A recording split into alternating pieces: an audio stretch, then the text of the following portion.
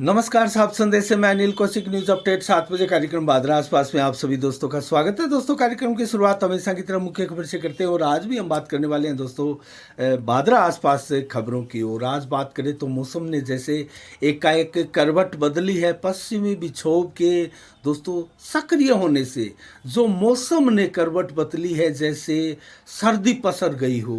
और आज आपने देखा होगा बाजारों में जिस प्रकार से लोग आपको मिले होंगे, शरीर पर गरम कपड़ा, ऊनी कपड़ा हो या फिर कोट हो या फिर इस प्रकार से कपड़े पहने होंगे, कंबल हो, जिनसे सर्दी से बचाव हो सके। तो दोस्तों, एकाएक सर्दी का और पारा इस कदर नीचे गिरना ये पश्चिमी विक्षोभ के सक्रिय होने के चलते हुआ है। और आज दिन भर अगर बादरा की हम बात करें तो बादरा कस्बे में आज दिन भर सावन की सी बौछारें चलती रही।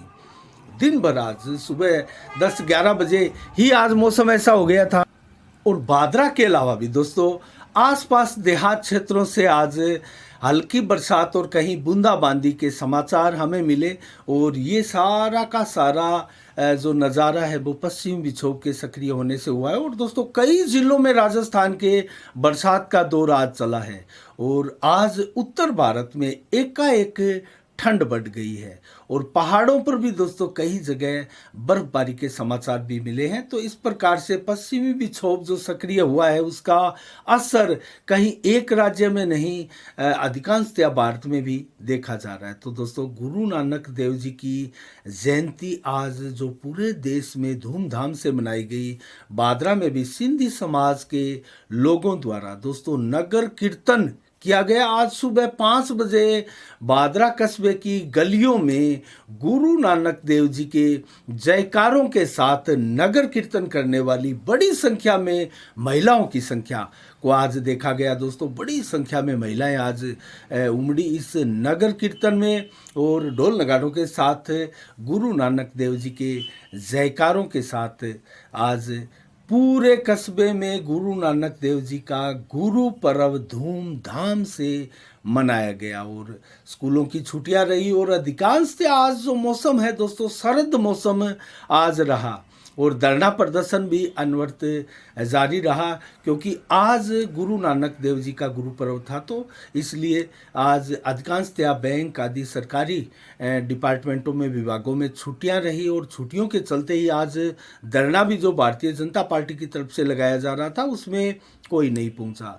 तो कल भारतीय जनता पार्टी के इस धरने में 9वें दिन दोस्तों सांसद राहुल कसवा भी पहुंचने के समाचार हैं। और इसके अलावा कल रामगढ़ में भी पानी को लेकर अंतिम टेल के खेत तक पानी नहीं पहुंचने को लेकर दोस्तों चक्का जाम की चेतावनी दी हुई थी। देखते हैं रामगढ़ में कल किस प्रकार का वातावरण रहता है। क्या किसान संयुक्त संघर्ष समिति जो कि नौर और बादरा के सामूहिक किसान है दोस्तों, उनका धरना प्रदर्शन किस कदर लगता है जारी रहता है या आगे किस प्रकार से मांगे उनकी मानी जाती है। बादरा के विधायक का जिक्र करें तो जो जयपुर में धरना चल रहा था वो कल 5वें दिन धरना उठा लिया गया। लिखित आश्वासन के बाद जो है धरने में 2 मांगे थी दोस्तों। नौर बादरा के हिस्से का जो राजस्थान का पानी था, हरियाणा और पंजाब द्वारा रोका हुआ पानी था, उसकी मांग को लेकर था। और फसल बीमा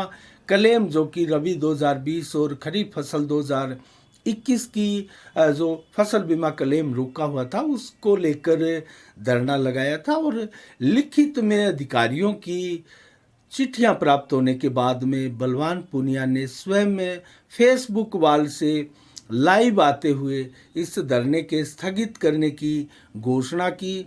और दोस्तों, इसको लेकर जो बादरा में धरना चल रहा है उसका अब क्या होगा, क्या मायने हैं दोस्तों इस चीज़ के कि जयपुर में बलवान पूनिया ने धरना लगाया और वो एक प्रकार से वार्ता के बाद स्थगित हो गया। तो यहाँ जो धरने उसी चीज़ को लेकर चल रहे हैं, क्या वो धरने समाप्त होंगे?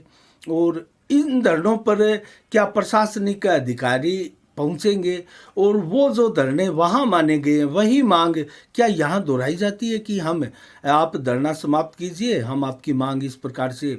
बलवान पूनिया ने बताया कि दिसंबर माह में ये मांगे पूरी होगी। जो फसल बीमा क्लेम था वो दिसंबर माह के लगभग अंतिम सप्ताह तक लोगों के खाते में वो बीमा क्लेम की राशि है वो आएगी। तो क्या ये आश्वासन भादरा में भी दिया जाएगा? और जो पानी की मांग को लेकर सहमति बनी है उसमें जो है सुधार होगा वो भी दिसंबर माह तक। तो क्या रामगढ़ में जो धरना प्रदर्शन चक्का जाम की चेतावनी दी गई थी वो किसान अब धरना प्रदर्शन नहीं करेंगे? ये बड़े सवाल है और इन सवालों का जवाब तो हमें धरना प्रदर्शन पर जब जहाँ जाएंगे और वहाँ अधिकारियों की क्या सूचनाएं रहती है और अधिकारियों द्वारा उन लोगों को, उन किसानों को क्या आश्वासन दिया जाता है उसके ऊपर डिपेंड है। इसके अलावा दोस्तों हम बात करें, आज भादरा कस्बे में पूरा सर्द मौसम रहा दिन भर। और हम बात करें विकास कार्यों की नगर पालिका की, तो नगर पालिका की तरफ से दोस्तों फॉगिंग कार्य कल किया गया। पूरे शहर में तो नहीं किया गया, कुछ वार्डों में फॉगिंग कार्य किया गया क्योंकि डेंगू के रोगी एकाएक बढ़े हुए हैं दोस्तों।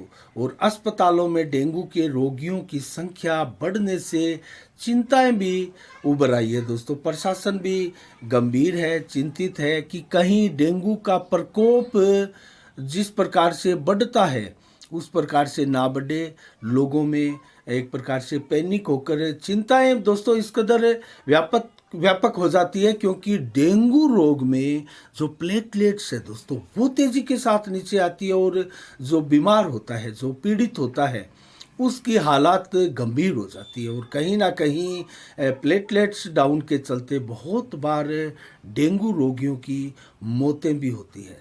तो डेंगू रोगियों में इसी प्रकार से ज़्यादा वहम और एक प्रकार से चिंताएं हैं और उनके परिजनों में चिंताएं हैं कि हमारे घर के इस बीमार व्यक्ति को कहीं डेंगू अपनी चपेट में ना ले ले और मौत का ग्रास ना बना दे। तो दोस्तों प्रशासन को भी कहीं ना कहीं सतर्क होकर लगातार फॉगिंग का कार्य वार्डों में किया जाना चाहिए। आज नालियों की आप स्थिति देखें तो अनेक प्रकार की बीमारियां दोस्तों मच्छरों से, नालियों में जो गंदगी पड़ी रहती है उससे होती है। डेंगू ज़रूर साफ पानी में पनपने वाला मच्छर है, उसकी प्रजाति जो है वो साफ पानी में अपने जो अंडे है वो देती है और वो पनपते हैं। अपना घर जो बनाते हैं वो साफ पानी में बनाते हैं और साफ पानी जहाँ भी घरों में एकत्रित देखे, चाहे वो कूलर हो, बर्तन हो या कोई पुराना ऐसा सामान हो जहाँ पर बरसात का पानी या किसी प्रकार से आपने पानी डाला है, वो पानी अगर पड़ा है तो उस पानी में डेंगू के मच्छर पनप सकते हैं। तो इस प्रकार से आप अपने घरों में आसपास साफ सफाई के साथ इस प्रकार पानी जमा ना रहने दें, जैसा कि विशेषज्ञ बार बार बताते हैं, चिकित्सक भी इसके बारे में हमें सूचनाएं देते हैं और आमतौर पर सभी लोग डेंगू साफ पानी में पनपता है इसके बारे में जानते हैं। तो हमारा भी दायित्व है, कर्तव्य है कि हम अपने घरों की साफ सफाई और उचित देखभाल आसपास इलाकों की करें, छतों पर जाकर भी देखें और आसपास सभी जगह देखें। और कूलर तो अब समय भी गया दोस्तों क्योंकि सर्दी आ चुकी है, तो कूलर, जिन घरों में कूलर अभी भी पड़े हैं उनमें पानी है, वो पानी आप उसका साफ कर दें, उनको साफ करके कूलर को अब रखने का समय है। तो डेंगू का प्रकोप जो है कुछ कम हो ऐसी संभावनाएं हैं, प्रशासन से उम्मीदें हैं। फॉगिंग कार्य नगर पालिका की तरफ से किया गया होगा और गांव में भी पंचायत द्वारा भी दोस्तों इस प्रकार से फॉगिंग कार्य करने की आवश्यकता है। और इसके अलावा दोस्तों अन्य खबरों की ओर रुख करें तो आज सूर्य चंद्र ग्रहण जो है, अंतिम वर्ष का 2022 का चंद्र ग्रहण है, उसको लेकर सभी में जिज्ञासा थी कि ये चंद्र ग्रहण आखिर क्या असर डालता है। मेष राशि में ये चंद्र ग्रहण इस बार आया है और साल का अंतिम चंद्र ग्रहण ये है, खगास चंद्र ग्रहण इसको कहते हैं। और इसका समय भी जब आप समाचार सुन रहे हैं तो इसका असर और सूतक दोनों ही हट चुके हैं और चंद्र ग्रहण जो है वो संपूर्ण हो चुका है। तो दोस्तों दिन भर आज चंद्र ग्रहण को लेकर चर्चाएं भी रही, लोग अधिकतर समय अपना घरों में ही व्यतीत करते हुए आज देखे गए और लोगों ने इस अवसर पर जो धर्म प्रेमी लोग हैं उन्होंने धर्म पुण्य भी किया है। और इस अवसर पर पूजा पाठ अधिकतर लोग अपने घरों में रहकर पूजा पाठ करने में विश्वास रखते हैं और इसका विशेष महत्व भी है। स्नान का भी विशेष महत्व है और जिन लोगों को ये मान्यता है और वो मानते हैं, उस पर बिलीव करते हैं, विश्वास करते हैं कि चंद्र ग्रहण के बाद में जो विशेषज्ञ हमारे शास्त्री और वेदाचार्य बताते हैं, तो उनके अनुसार स्नान का विशेष महत्व है दोस्तों। चाहे वो सूर्य ग्रहण हो, चाहे वो चंद्र ग्रहण हो, ग्रहण की समाप्ति के बाद स्नान का महत्व है और स्नान करने के बाद आप पूजा पाठ कर सकते हैं और अपने रूटीन के कार्य आप कर सकते हैं। तो जो ग्रहण में जो सूतक लगा और उसके दौरान जो नेगेटिविटी ग्रहों से दोस्तों हमारे इर्द गिर्द आसपास शरीर पर कपड़ों में जहाँ कहीं भी होगी, वो नेगेटिविटी जो है वो समाप्त होती है। तो इसके अलावा दोस्तों आज 8 नवंबर को लाल कृष्ण आडवाणी भारतीय जनता पार्टी के एक प्रकार से पिता में भी माने जाते हैं। उनका आज जन्मदिन था और 96वां जन्मदिन था दोस्तों। 1923 को वो जन्मे थे और 95 वर्ष पूरे हो चुके हैं। तो सभी आज बड़े नेता भारतीय जनता पार्टी के प्रधानमंत्री नरेंद्र मोदी सहित राजनाथ हो या फिर अमित शाह हो, सभी ने लालकृष्ण आडवाणी के घर पहुंचकर उनको शुभकामनाएं दी, उनके उत्तम स्वास्थ्य की कामनाएं भी की।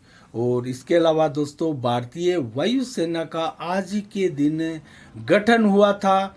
तो आज 1932 में आज ही के दिन से लगातार दोस्तों 1932 से वायुसेना का स्थापना दिवस आज मनाते हैं। और राजकुमार फिल्मी दुनिया की महान हस्ती दोस्तों, फिल्मी अभिनेता, 1926 को आज ही के दिन उनका जन्म हुआ था। और हिंदी के उपन्यासकार प्रसिद्ध चिंतक मुंशी प्रेमचंद का आज ही के दिन 1936 को निधन हुआ था। उनकी पुण्यतिथि देश में धूमधाम से मनाई जा रही है। संपूर्ण क्रांति के प्रणेता माने जाने वाले स्वतंत्रता सेनानी जयप्रकाश नारायण का निधन भी दोस्तों आज के दिन 1979 में हुआ था। और राजनीतिज्ञ, लेखक, पत्रकार और स्वतंत्रता सेनानी कमलापति त्रिपाठी का भी आज ही के दिन 1990 को निधन हुआ था। तो दोस्तों ये खास आज रहे। और मौसम का मिजाज और मंडियों के भाव भी आपको बताएंगे। मंडियों के भाव नौर से शुरुआत करते हैं। आज नौर में ग्वार के भाव 4700, अरंडी के भाव 6781, मोट के भाव 6400 और सरसों के भाव 6666 रुपये प्रति कुंटल रहे। गेहूं के भाव 2481, मूंग के भाव 7350 और चना बिका है आज 4490 रुपये प्रति कुंटल नौर मंडी में।